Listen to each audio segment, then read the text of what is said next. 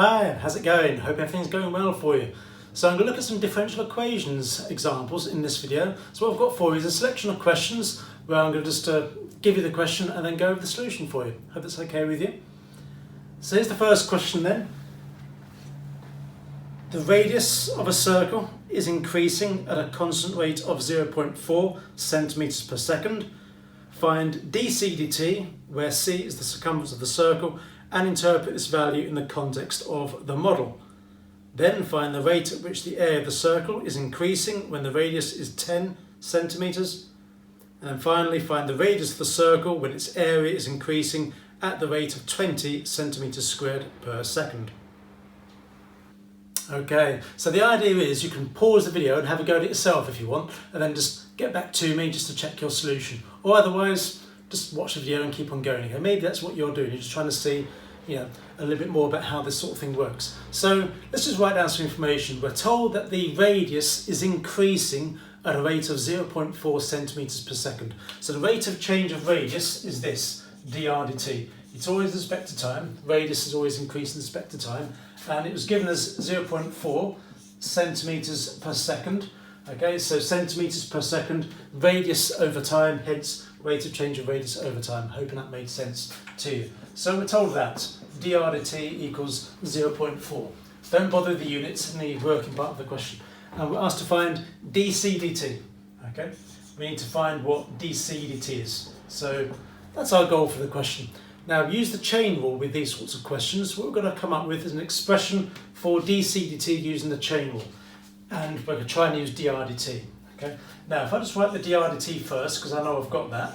Yeah, dr dt. I've got the dt on the bottom, but I need the dc on the top, so I'm going to multiply it by dc, d something. And because there's no r's on the left-hand side, I want the dr's to cancel, so the dr must go there. So what I need to do is find dc dr.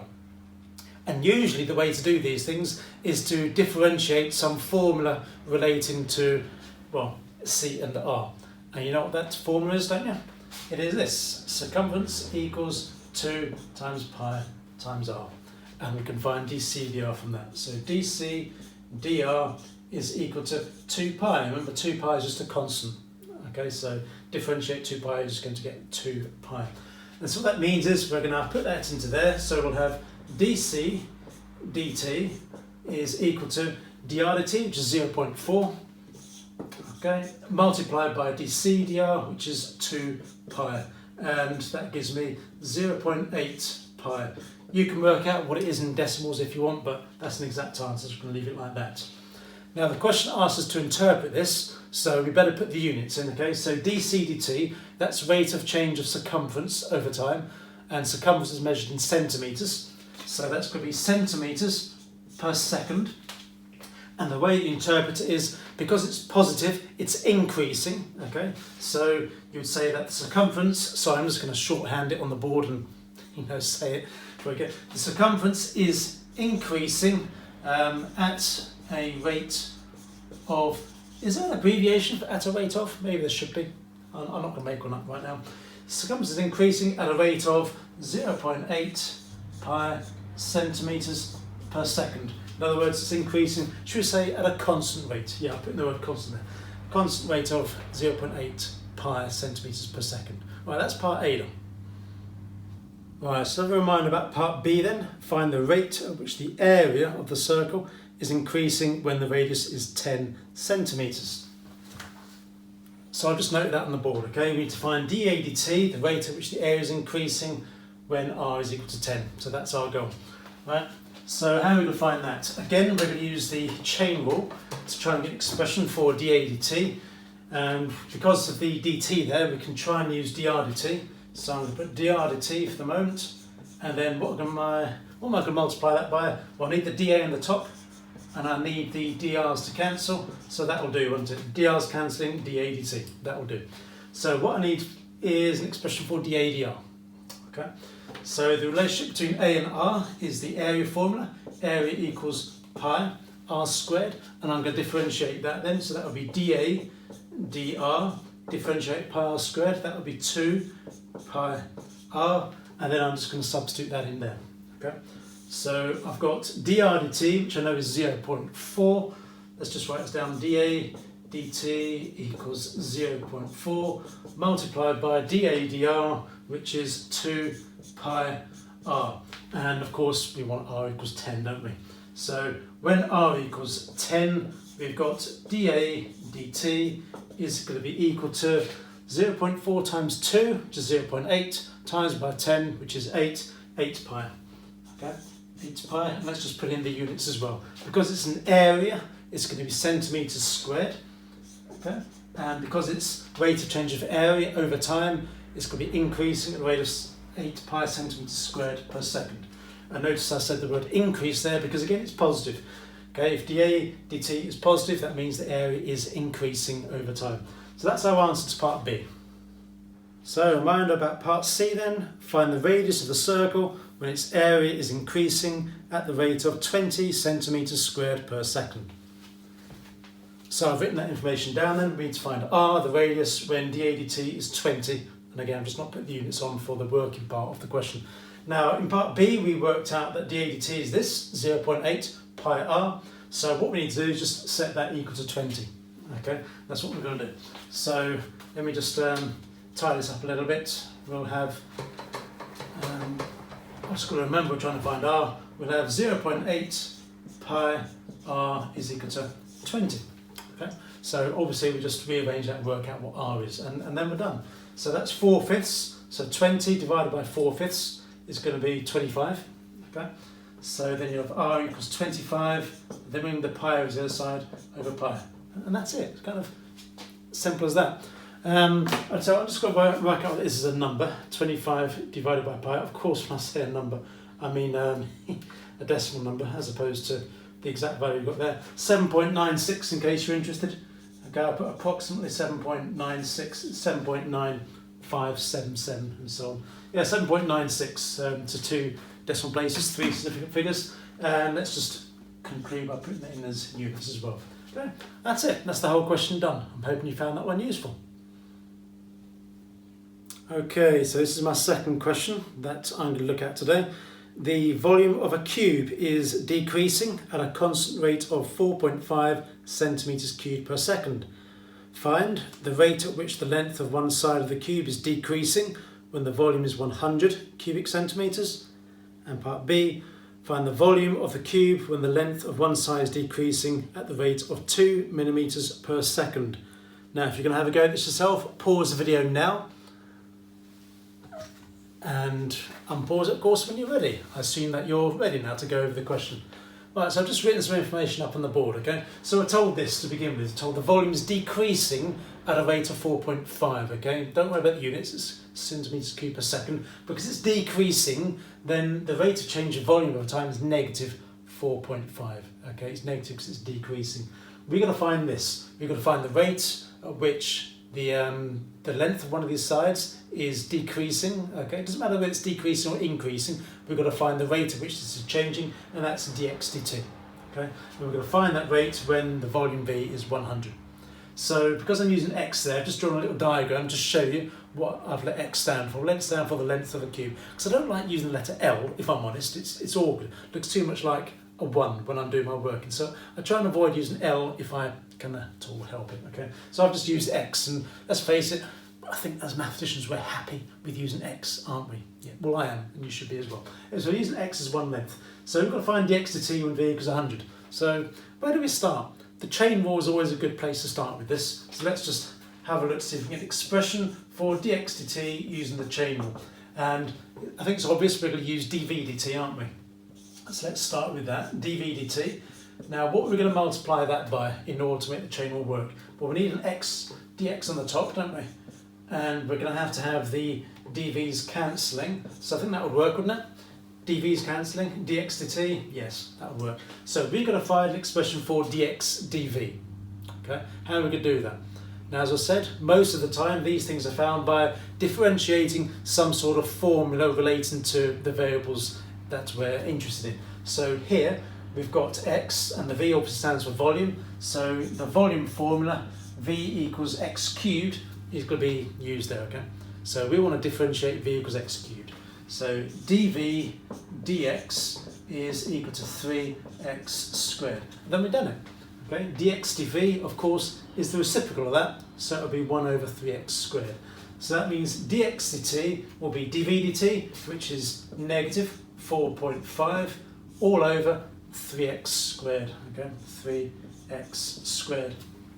Now, it would have been nice at this stage to have a number for x to substitute in, but we're not given that. We're given v is 100, so we have to work out x is. Okay, that's quite easy though, of course. So if v is 100, x is just going to be, let's just write it in here, the cube root of 100, which doesn't turn out to be a nice number. Okay, but there you go. Yeah. So if we just substitute that in, we'll have negative 4.5 over 3 times root 100 squared, then we'll get our answer. Of course, we could do the simple thing, put it all into our calculator. Let's try and do this without our calculator, shall we? So you've got x is equal to root 100. What is x squared going to be? I'll tell you what, there's no simple way of doing it. I'm going to go straight for the calculator, okay? So let's have a look. Cube root 100. There's not really anything you can do with that, I'm afraid, so let's just square that. Anyway, so I've got x squared, just for your reference, is 21.5 something. Okay, so let's times that by 3. Alright, let's just do the reciprocal of that, power of negative 1. Okay, I'm just saying out loud my calculation so you've got an idea of what I'm typing in. Times by negative 4.5, and there we go. So the answer I've got is negative 0.0696. I'm going to round that to 0.07. Isn't that lovely? 007. Yes. 3 significant figures. Okay. Yeah, and because it's negative, that shows you that it's decreasing. So dx dt, the rate of change of the length of the cube is decreasing at a rate of 0.07. Okay, so if I write as a sentence, I would say decreasing at a rate of, and notice when you say it's decreasing, you write the absolute value there, 0.07. Okay, and let's have a think about the units. It's length, so it'll be centimetres per second. Okay, and that's part A done. Let's have a look at part B. Let's remind ourselves what that question was about. So we need to find the volume of the cube when the length of one side is decreasing at the rate of 2 millimeters per second. So I've just written up that information on the board. So as a reminder, we had this dx dt was negative 4.53x squared. We've got to find the volume V when dx dt equals negative 0.2. So we were told that it was decreasing, which means dx dt is negative, but then it said 2 millimeters per second. Of course, we were working in centimeters. This formula here is for centimeters, isn't it? Okay, in centimeters squared and centimeters cubed in the context of this question. So just convert the millimeters into centimeters, so negative 0.2.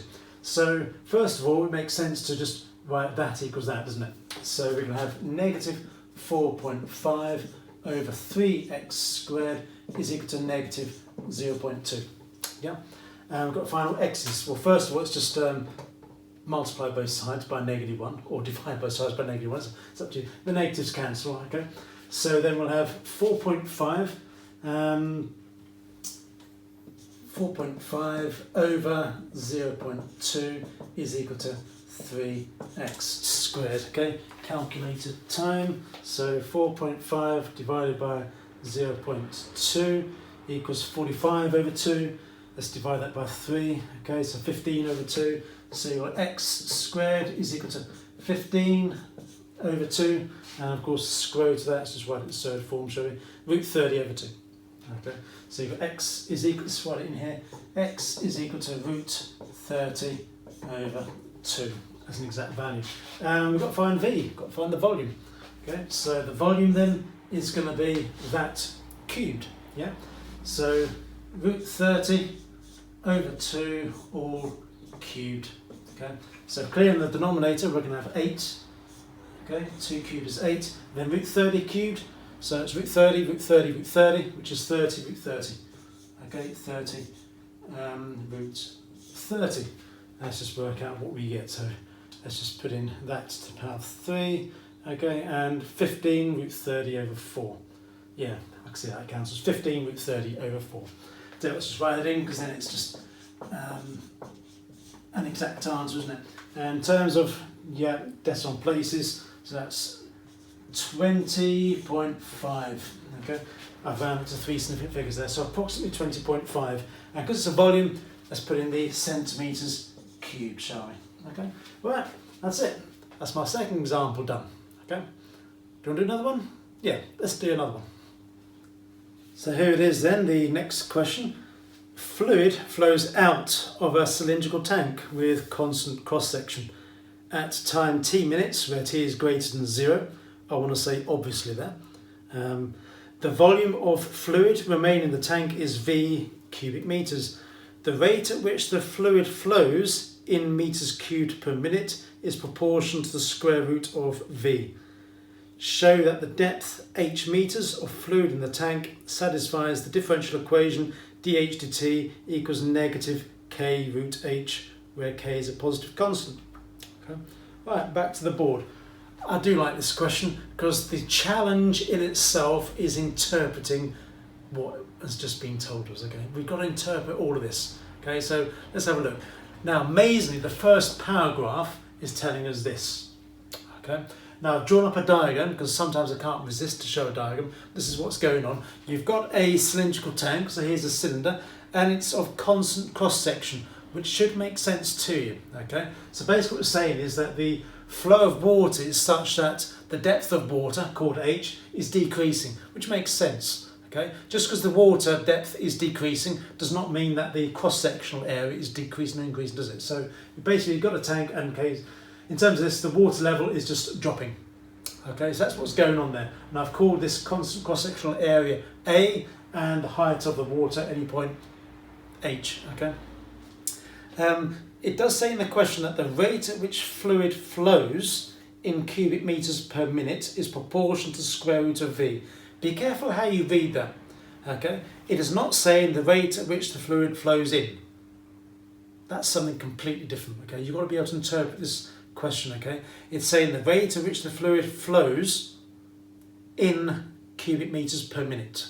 Okay, so the in cubic meters per minute is telling you what the units are. So the rate at which the fluid flows, we're talking about dV dt because fluid is the volume and it's flowing at a rate over time, okay? The meters cubed per minute is basically saying the volume over time, okay? It's proportional to the square root of V.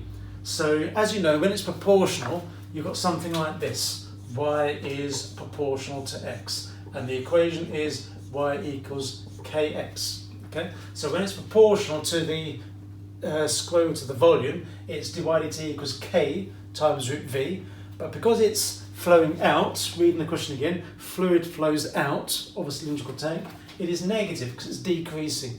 So like I said, the whole first paragraph, you interpret it as this here. So that's the first paragraph, okay? We need to show that the depth, h meters, of fluid in the tank satisfies this differential equation here, okay? Where k is a positive constant. I'll tell you what, I'll just write that down, where k is positive. So what we want to do is we want to end up with a, therefore, dH dt equals this. It's a show that question, okay? Given this information here, show that.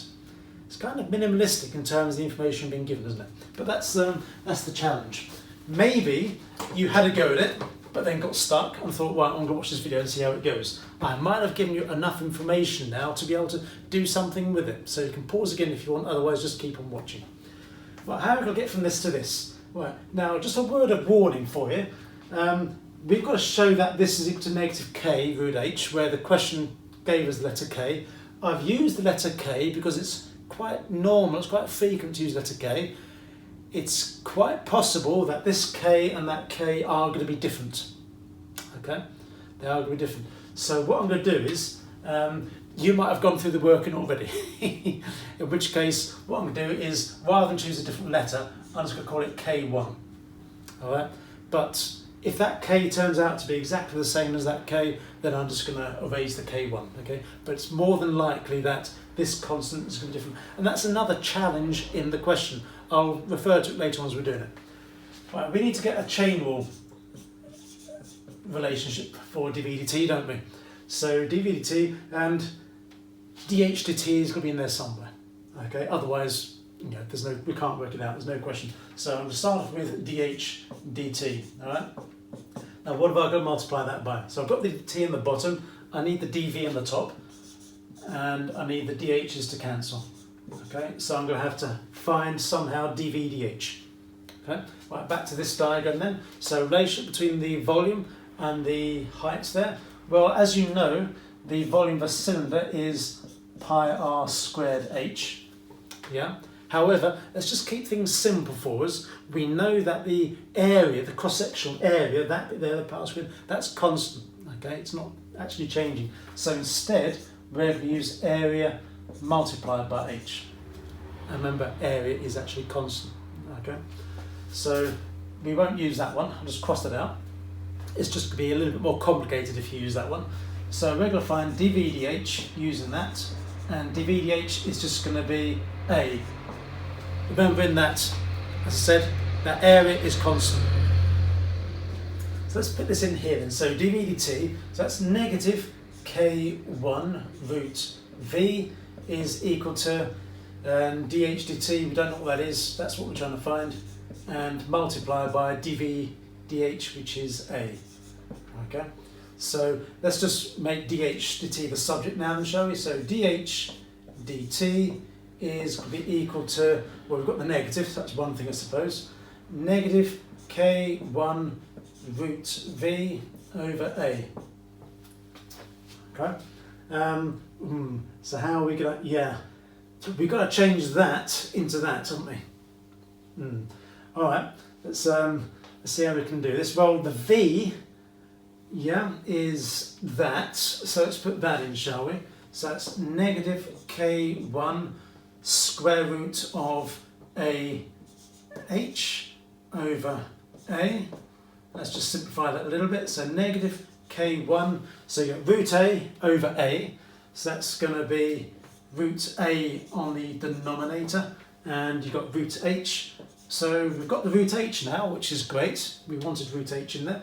Now how to explain the rest of it? Well, that's easy. You just write therefore dht equals this. Take a moment to think about that. Why is there no more work required? It's because of what I said earlier on. I said, remember, this constant there is not likely to be the same as that. Okay. Now, since I'm going to put a explanatory note here, since k1 over square root of a is constant, we can just write it as another letter. That's it, okay? Remember, k1 we chose as a constant value, and square root of a, remember, that is constant as well. Okay, so all of this is just one constant. We call it another letter. That's all, and we'll call it k. So that explains why this is exactly the same as that. Okay, I'm hoping that made a lot of sense to you. If not, just replay it. As I said, it is rather, it's a lovely question, but it's also quite a demanding question. Okay. So here's my next worked example then. At time t seconds, the surface area of a cube is a centimetres squared and the volume is v centimetres cubed. The surface area of the cube is expanding at a constant rate of 2 centimetres squared per second.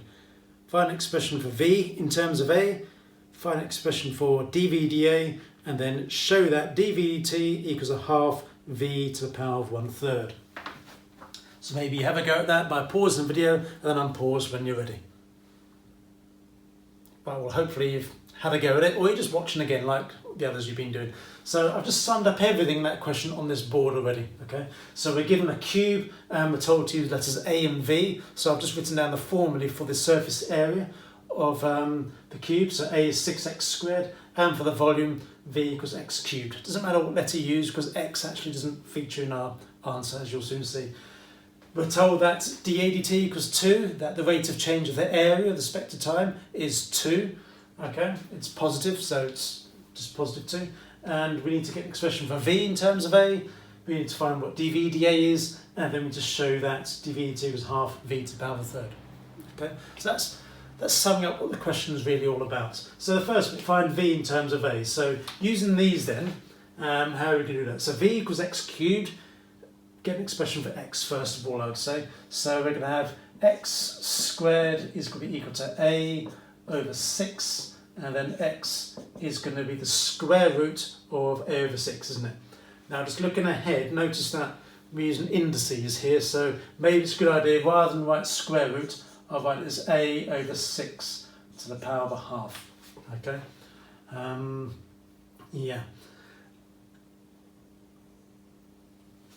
So that's the first bit then done, isn't it? Okay, we just want to cube that. So the volume is going to be a over 6 to the power of 3 over 2. So it's not terribly clear. There we go, a over 6 to the power of 3 over 2 when we do x cubed. That's the first bit done. Find dVdA. When differentiating, I like to try and keep the constants separate. Okay, so what I'm going to do is I'm going to write that as, if you don't mind, a to the power of 3 over 2 over 6 to the power of 3 over 2. Now, when dealing with numbers, I don't like writing 6 to the power of 3 over 2. So if you don't mind, I'm going to do 6 cubed, which is 216, and then the square root of that. Okay. You can write 6 to the power of 3 over 2 if you want. I'm just writing it as root 216. Because when I'm differentiating, obviously the constant is just going to be there, and we're going to do 3 over 2 times that. So we have 3 over 2 root 216 multiplied by a to the power of a half. That's what we get when we find dVdA. Okay, so 3 over 2 times by a to the power of a half, and then you've got the root 216, so there's 3 over 2. So that's my expression for dVdA. Okay, and then we've got to show that dV/dt equals a half v to the power of a third. Okay, it could be awkward. So what I want to do is, first of all, write down an expression for what v to the power of a third is. Where can I do that? I'll tell you what, I don't really need that diagram there anymore, do I? So I can just kind of erase that. Let's just put it in up here, okay? I want to save a bit of space here for some working, if you don't mind. I'm going to write down what v to the power of a third is. It's going to be that to the power of a third.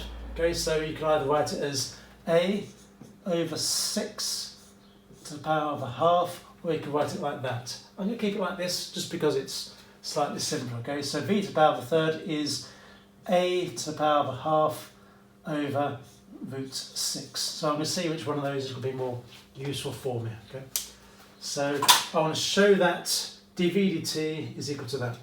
Let's write this down here. So I'm hoping to end up with a, therefore dV/dt equals a half v to the power of a third. That's what I'm hoping for. So let's begin with dV/dt. So using the chain rule, we're going to have obviously dV/dA. Okay, dV/dA, and then we'll multiply that by dA/dt, because then the dA's will cancel. And the dA/dt is nicely given to us there, it's 2. So when we write that in, we're going to have 2 times dV/dA, so 2 times that. Well, the only nice thing about that is that the 2 and the 2 there will cancel. So that means you've got 3 over root 216 a to the power of a half. Kind of almost there really, because v to the power of a third is a to the half. We've just got to sort out the 6's. So what I really want to do is I want to write this as something times a to the power of a half over root 6. And if I can just rewrite that then as a half, then we're done. Okay, so that bit there is the v to the power of a third. I just want to show this all simplified to a half. So I'm going to have the 3 on the top. Let's just shift that equal sign down to there so it looks neater. So I've just taken out a factor of root 6, so that means I'm left with root 36. Yeah, so root 36 there. Makes sense? Root 36 times root 6 is root 216. Okay, I can squeeze in another line, I think. So 3 over root 36 is 3 over 6, and then I'm going to substitute in that as v to the power of a third now, and that means that is the same as a half v to the power of a third. So I just managed to fit it on. That is my last line. Therefore, dV/dt equals a half v to the power of a third. Okay, and then we're done. Well, that's the last example in this video. Okay, I've got another example somewhere. Hope you can find that, because it's one of my favourite examples. I've just kind of put it as a separate video. Okay, hope you can find it, and I hope you found all these examples useful to you. Okay, right. Have a good day, and I'll see you again soon.